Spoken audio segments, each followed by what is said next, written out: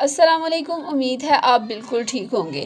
ہوا جس کو آپ محسوس کرتے ہیں، اللہ کا نظر نہ آنے والا وہ لشکر ہے جو ہمارے رخسار پر محسوس ہوتا ہے۔ جب نرم ہوا رخسار پر چھوتی ہے تو وہ محض جھونکا نہیں ہوتا، وہ اللہ کا ایک حکم ہوتا ہے جو زمین، سمندر، آسمان اور دل سب میں حرکت پیدا کر دیتا ہے۔ قرآن نے ہوا کو بارہا یاد دلایا ہے، کبھی رحمت کے پیغام پر، کبھی عذاب کے لشکر کی صورت میں۔ ہوا اللہ کی قدرت کا خاموش نظام ہے۔ قرآن کہتا ہے، اور وہی ہے جو اپنی رحمت سے پہلے ہوائیں بھیجتا ہے خوشخبری کے طور پر۔ یہ ہوا ہی ہے جو سمندر کے پانی سے بادل اٹھاتی ہے، انہیں زمین تک لے آتی ہے اور پھر اللہ کے حکم سے بارش برسا دیتی ہے۔ ہر بوند، ہر بادل، ہر روشنی کا سفر اسی ہوا کے کندھوں پر ہوتا ہے۔ سائنس اور وحی کے ملاپ سے آپ کو بتاتی ہوں۔ سائنس کہتی ہے ہوا میں موجود ذرات بادل بنانے کی بنیاد بنتے ہیں۔ قرآن نے یہی حقیقت 1400 سال پہلے بتا دی تھی کہ ہوائیں بارش کی برسات بشارت لے کر آتے ہیں۔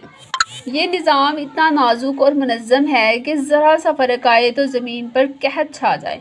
ہوا اللہ کا لشکر ہے۔ قرآن میں فرمایا گیا، اور تیرے رب کے لشکروں کو اس کے سوا کوئی نہیں جانتا۔ ہوا بھی ان لشکروں میں سے ایک ہے۔ کبھی نرمی سے پھولوں کو جھولا دیتی ہے اور کبھی قوموں کو اکھاڑ پھینکتی ہے۔ قوم عاد پر بھی یہی ہوا بھیجی گئی تھی جو ان کے لیے رحمت نہیں عذاب بن گئی تھی، اور عاد میں یہ نشانی تھی جب ہم نے ان پر بنجر ہوا بھیجی۔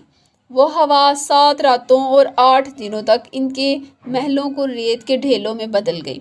رحمت اور عذاب دونوں ایک ہی جھونکے میں ہیں۔ اللہ تعالیٰ فرماتا ہے، اللہ وہ ہے جو ہوائیں بھیجتا ہے، پھر وہ بادل اٹھاتی ہیں۔ یہی ہوائیں جب رحمت بنے تو بارش برساتی ہیں، جب غضب بنے تو طوفان لاتی ہیں۔ یہ صرف بادلوں کو بلکہ پھولوں اور درختوں کو بھی آبوار کر دیتی ہے۔ پھولوں میں خوشبو، پھلوں میں ذائقہ اور کھیتوں میں جان سب انہی ہوا کے لمس سے آتی ہے۔